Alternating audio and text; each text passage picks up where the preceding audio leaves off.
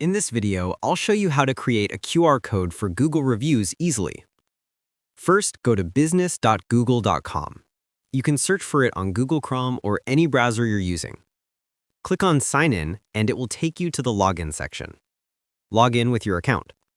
Once you're logged in, click on Read Reviews, then select Get More Reviews.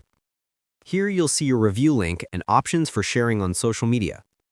Click on Copy Link to copy your review link. Now go to Google and search for QR Code Monkey, then open the website. Paste the link you just copied into the URL box. Scroll down and click on Create QR Code. Wait a few seconds and your QR code will appear. Click on Download. Now you can share it with your customers. People can scan this QR code to visit your business page and leave a review. And that's how you can create a QR code for Google Reviews quickly and easily. If this video helped you, don't forget to like and subscribe for more helpful tutorials. Feel free to reach out if you encounter any issues during the process. If this video helps you out, please leave a like and subscribe. Comment below if you have any questions.